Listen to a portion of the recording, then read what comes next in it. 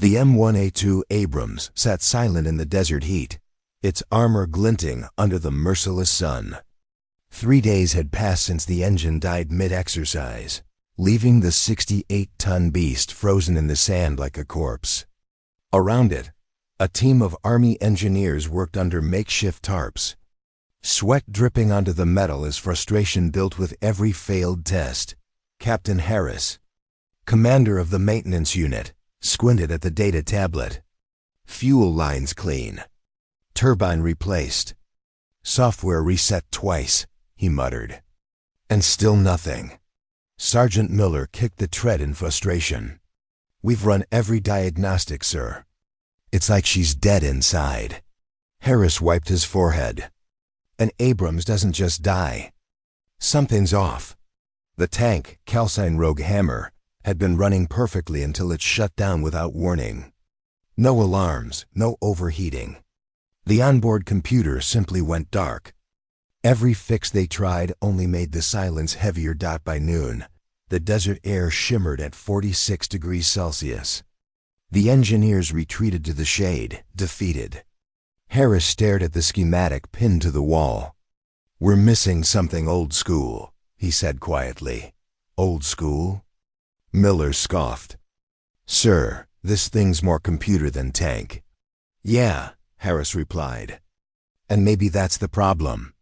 Before Miller could respond, a convoy stopped outside the tent. A general's driver stepped out, dust clinging to his uniform.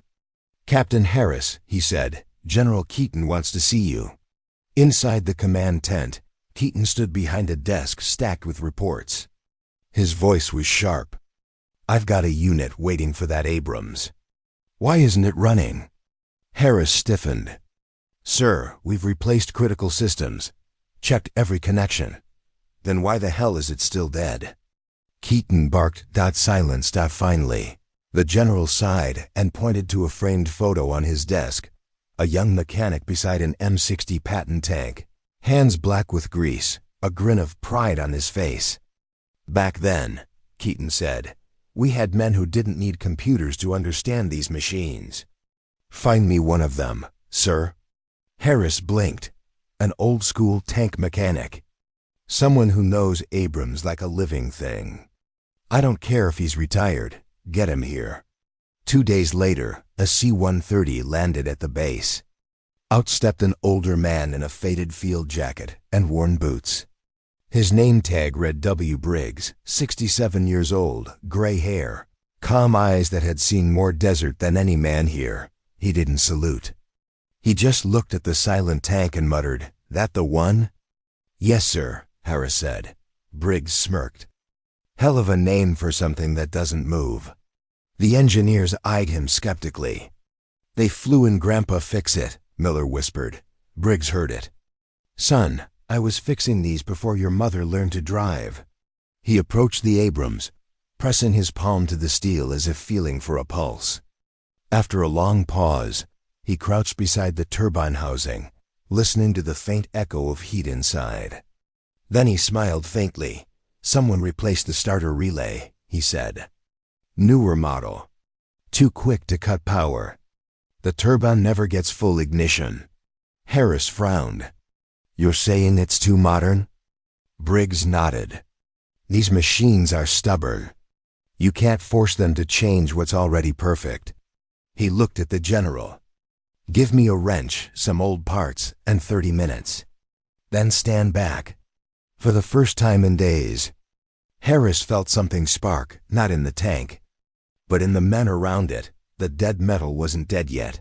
Briggs stood over the silent Abrams as the night settled across the desert. Floodlights threw long shadows over the tank's armor, turning the sand around it into a shimmering sea of pale gold.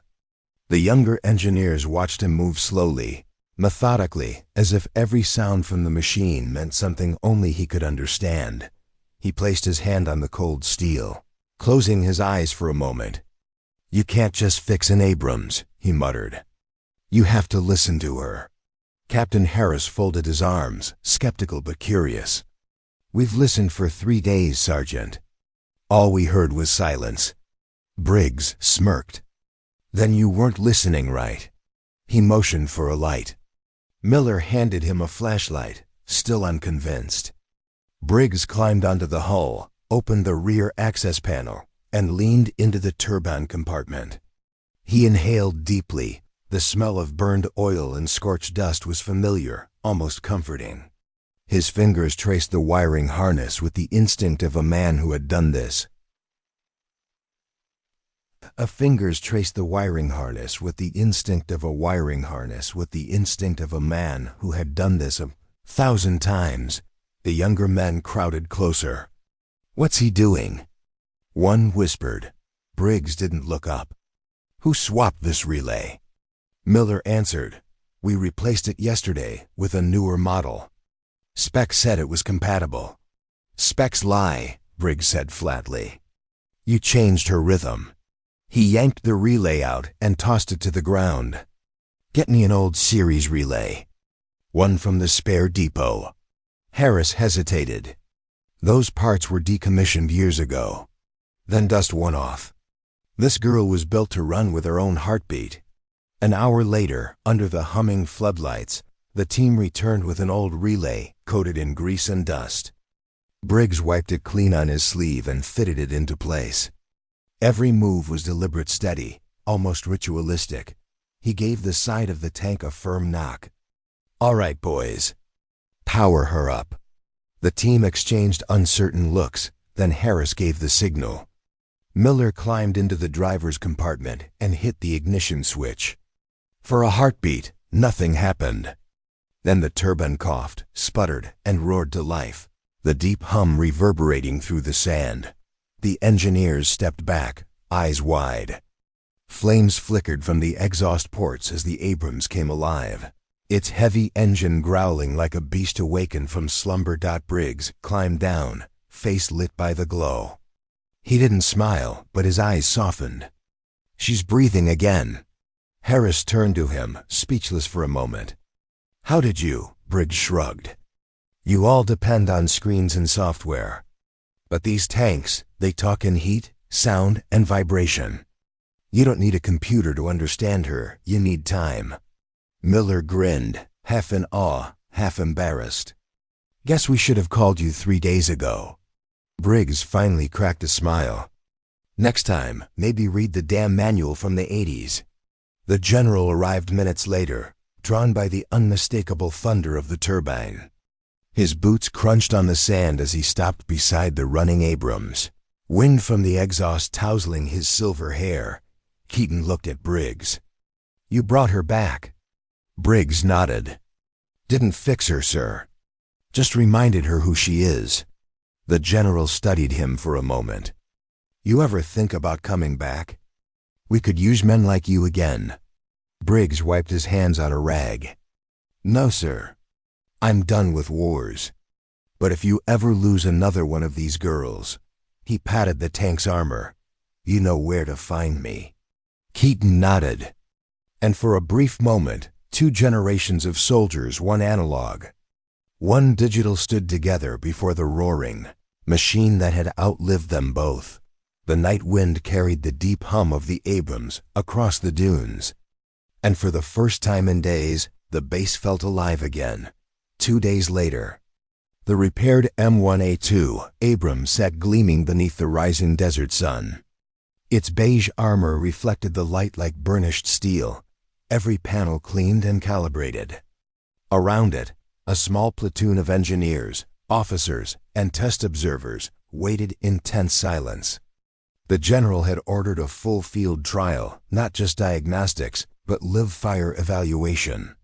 If the Abrams failed again, the entire upgrade program would be scrapped. Walt Grady stood by the tank's left tread, wearing his tan tanker suit and a pair of weathered gloves that had seen more wars than most men could name. His expression was calm, unreadable, behind the wrinkles and scars of 65 years.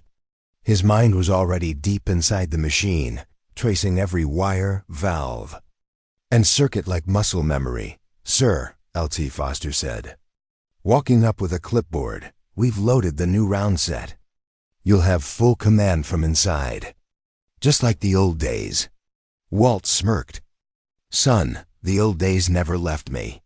He climbed into the commander's hatch with the same fluid familiarity that surprised the onlookers. Once inside, he ran his hand along the control panel. The machine felt alive again, vibrating gently, humming with potential. The gunner, a young corporal barely out of training, looked nervous. Walt placed a hand on his shoulder. "You don't fight the tank," he said softly. "You dance with it."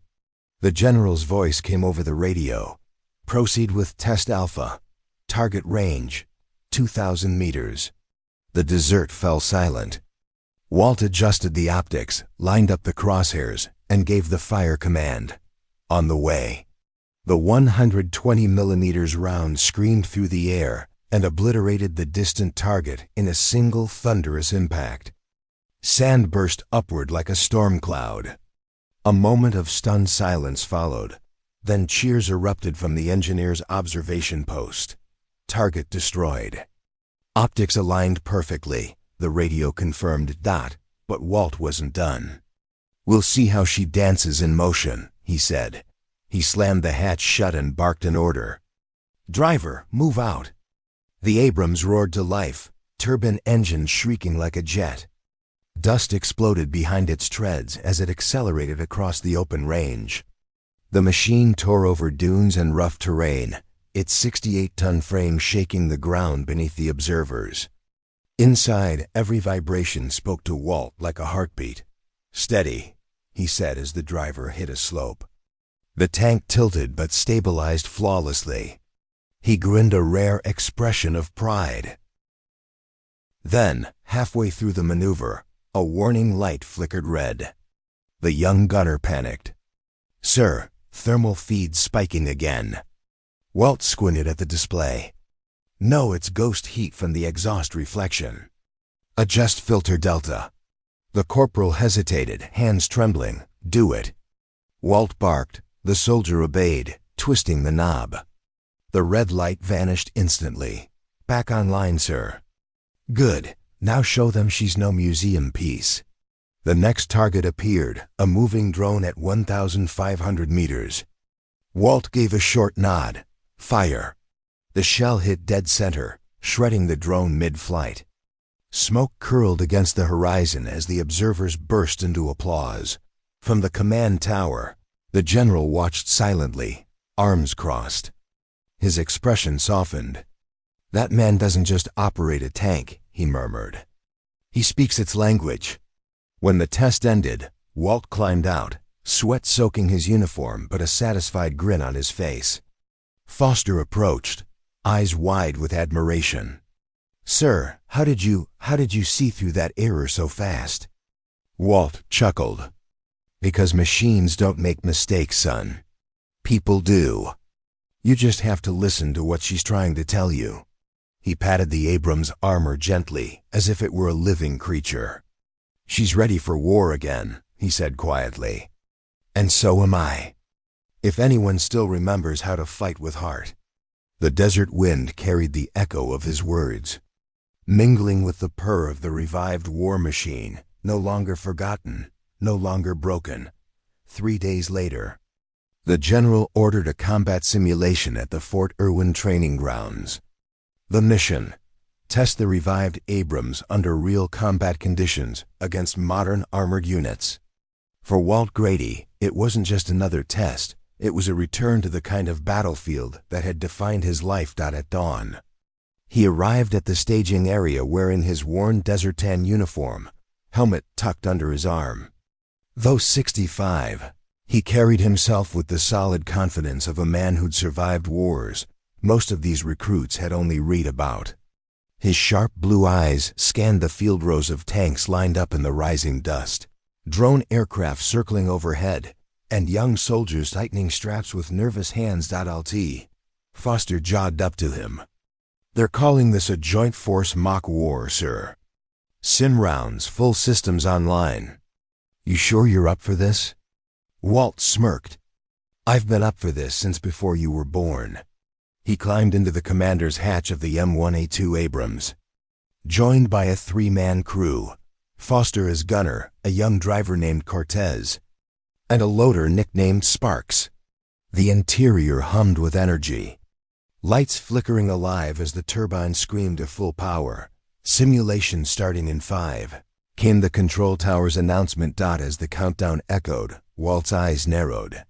His pulse slowed, his breathing steady. To him, it wasn't a simulation. It was real. Move out. He barked. The Abrams lunged forward, treads crushing gravel. On the distant ridge, simulated enemy targets Mach T-90s controlled remotely appeared, firing blanks that still thundered like real rounds. Dust plumes rose where shells impacted near their position. Targets, 1 o'clock. Foster shouted. Walt leaned forward, his instincts taking over. Rotate turret, fire. The first round roared downrange, striking the lead target dead center. The explosion sent up a plume of dust. Direct hit, yelled Sparks, pumping a fist. Don't celebrate, move. Walt ordered. The driver shifted gears, pushing the Abrams down the ridge. A second target fired. The tank jolted as dirt exploded around them. The simulation sensors registered glancing impact. Almost had us, sir. Foster said. Almost doesn't count, Walt replied with a grin. Angle the armor, keep her nose down. And trust her bones. Minutes passed in chaos. Radio chatter, simulated artillery thunder. The rhythmic clank of the turret as Walt called each shot like a maestro conducting steel. The young crew moved faster now, trusting him completely. Gunner, mark left flank. Enemy decoy. Got it, sir. The round hit true. Another target down. By the time the final whistle blew, Walt's Abrams was the only tank still alive in the simulation zone. Dust and smoke hung in the golden evening light as the observers clapped from the command tower. Walt climbed out of the hatch, sweat dripping down his weathered face. The general approached with a faint smile. You made that look easy. Walt shook his head. It's never easy. It's just familiar. As the desert wind carried the dying roar of the tank's engine, the young soldiers gathered around him, not to mock the old man this time, but to learn. The morning sun rose over the desert base like a dull coin, its heat already pressing down on the metal hulks scattered across the yard. The disabled Abrams sat at the center, surrounded by silent engineers. For the first time in weeks, the atmosphere had changed, not confusion or embarrassment, but an eerie kind of focus. Harlan Briggs, the forgotten veteran, moved with slow precision, like a man reacquainting himself with an old ghost. He wore a sun-bleached jacket, sleeves rolled up to show sinewy forearms scarred by decades of burns and shrapnel. His weathered face, lined like cracked leather, carried the calm of someone who'd seen too many explosions to flinch anymore. The young captain from the engineering corps, Lieutenant Peterson, watched him work. You sure you don't need schematics, sir? He asked, half out of respect, half out of disbelief. Briggs gave a dry chuckle. Kid, when we first got these tanks, schematics were classified. You learned by listening to the metal, to the vibration, to the hiss when something's wrong. He placed his ear against the tank's hull, tapping it lightly with a wrench. Each sound, each echo, told him a story. Hydraulic bleed, he murmured. But that's not your killer. You're missing ground feedback in the main control relay. She's not dead, just lost her heartbeat. Peterson frowned. But we replaced that entire circuit.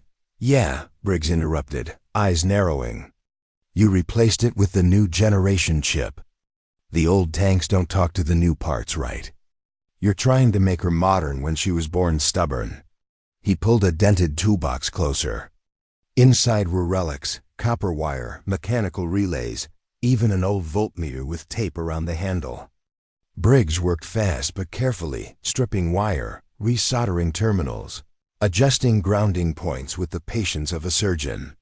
Sweat pooled under his collar, but he didn't notice. Every turn of the wrench was an act of memory, a man communing with the ghosts of his past. By noon, the base was silent. The general himself arrived, hands clasped behind his back, expression unreadable. "Status?" he asked. Briggs didn't look up. "Give me 10 minutes, General. Then you'll see if she still remembers me." The veteran climbed up onto the tank and took the commander's seat. The smell of oil and dust filled his lungs, familiar, comforting, like coming home.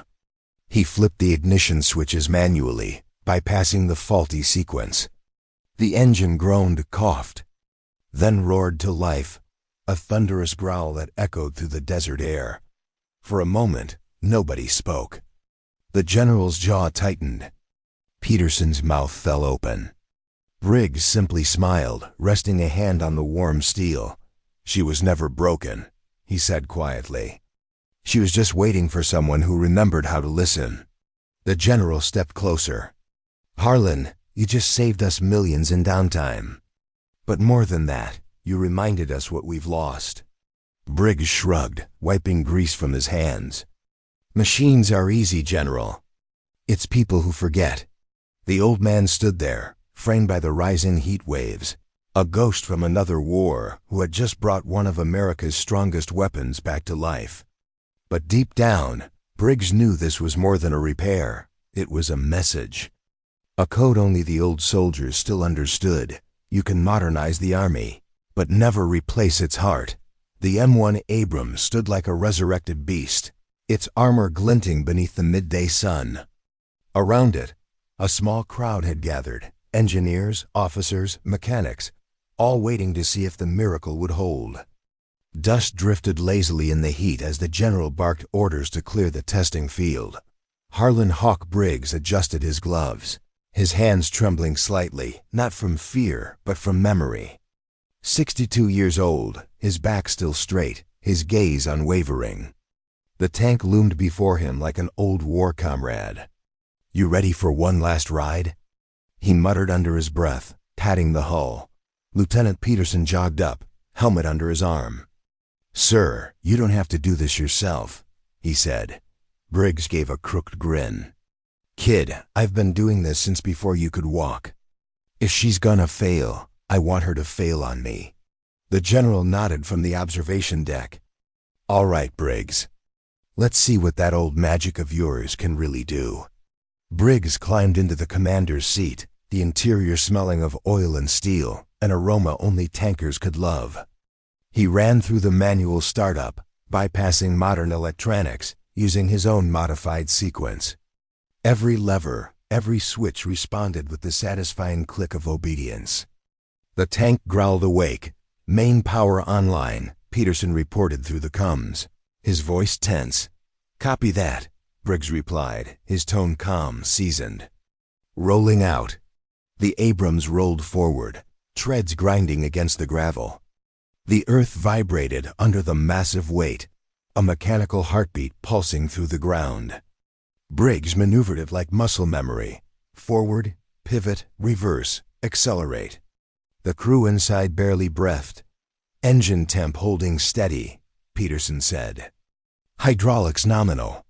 Then, a jolt. The tank lurched to one side, metal groaning. Sparks flew from the right track assembly. "Stop test! Stop test!" Someone shouted. But Briggs didn't stop. His hands moved faster than thought, flipping breakers, compensating throttle, adjusting torque pressure. "It's not a fault," he growled. "It's a misalignment. Let her ride it out." The Abrams surged forward, kicking up a storm of dust. Its engine roared like thunder, echoing through the valley. Briggs steered it hard, correcting the imbalance, and the tank stabilized.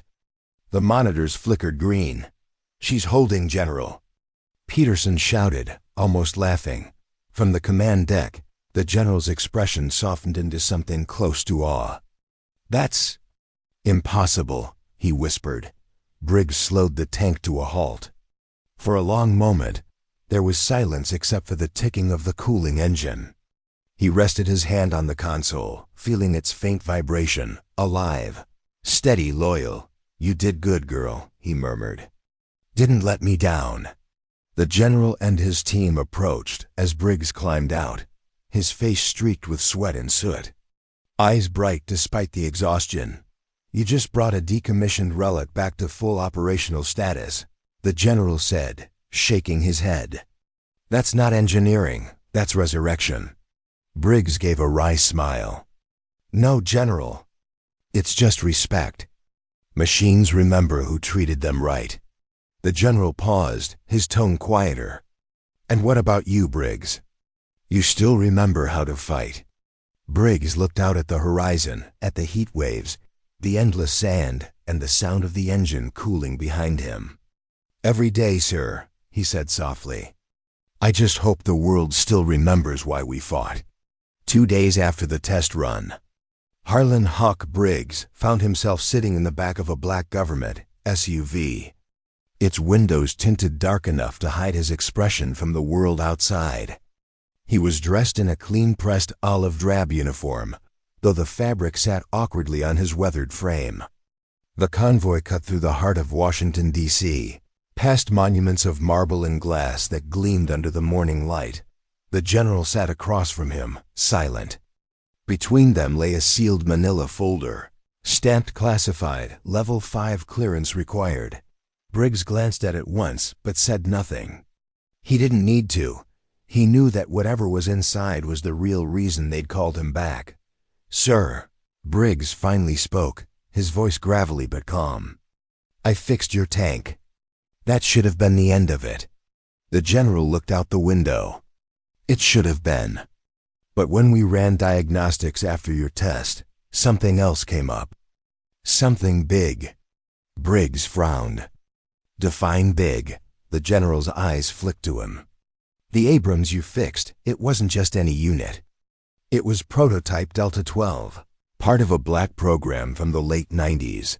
We didn't even know it still existed until you brought it back online."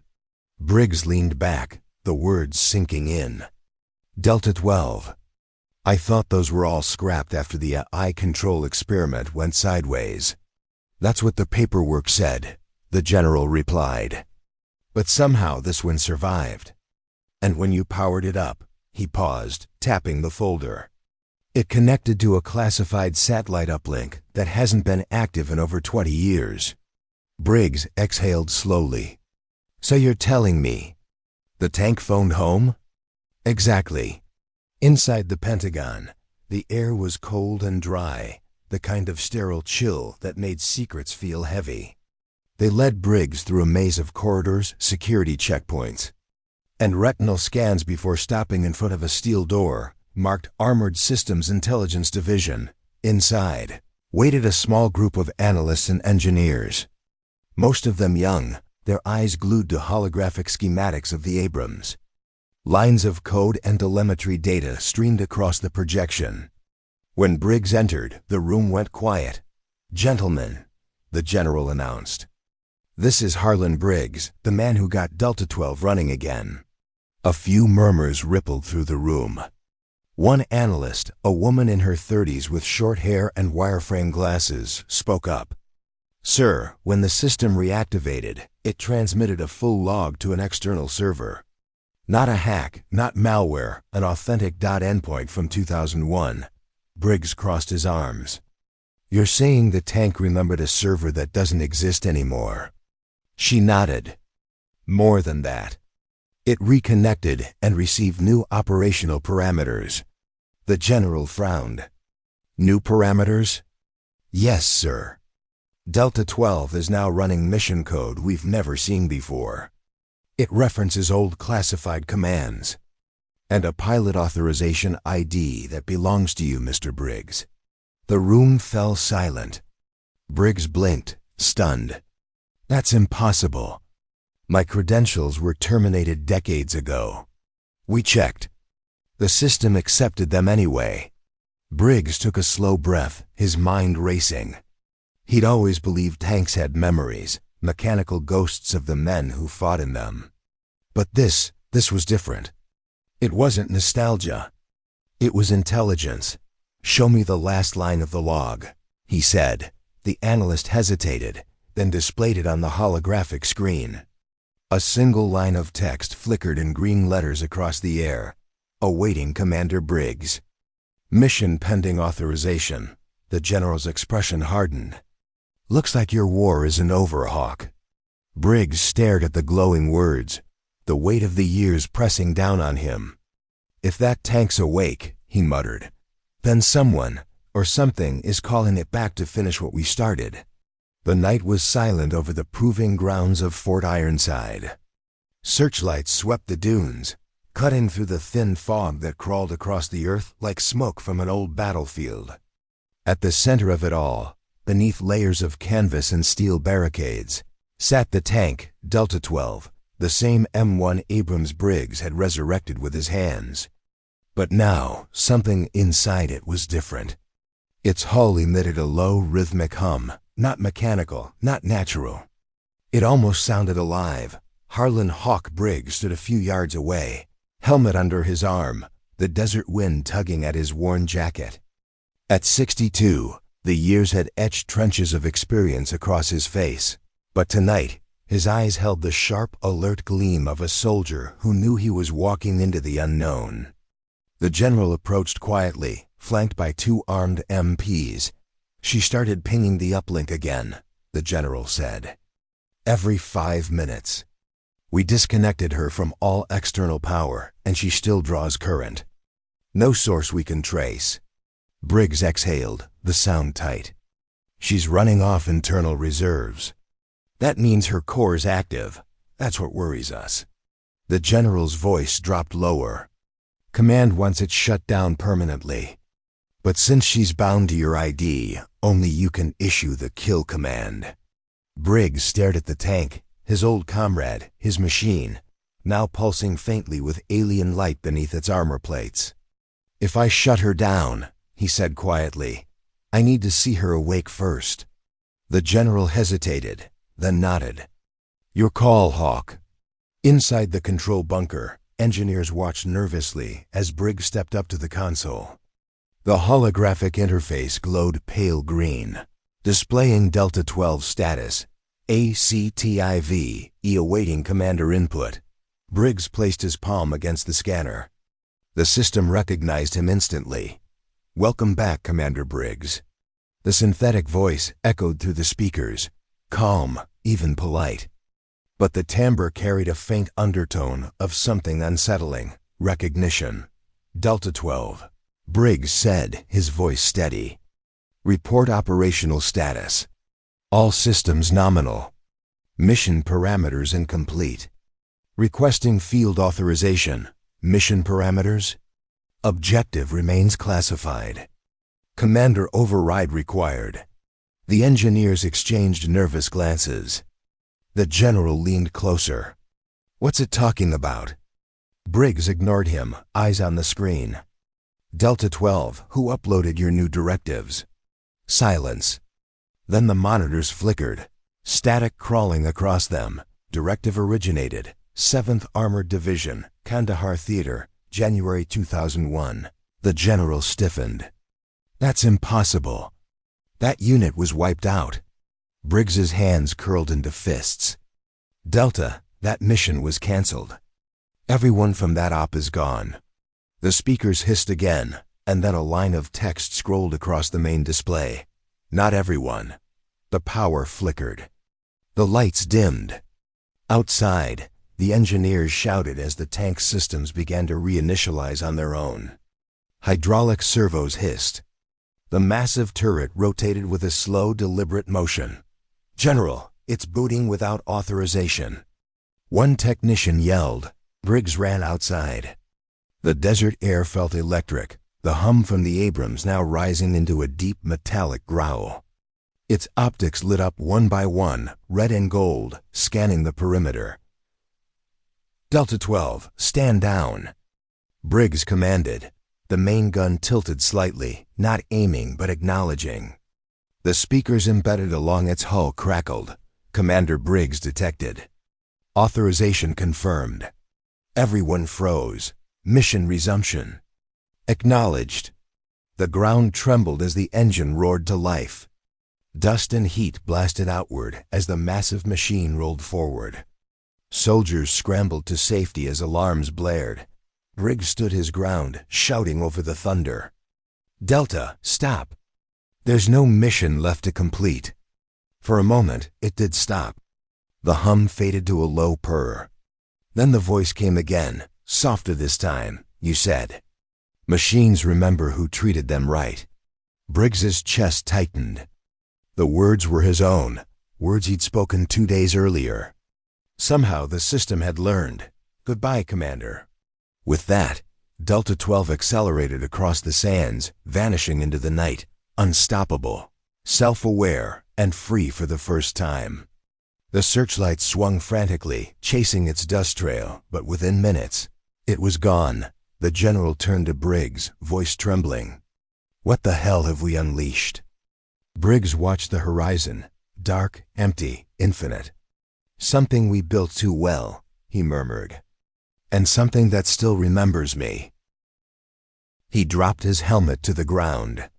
In the distance, thunder echoed, not from the sky, but from steel.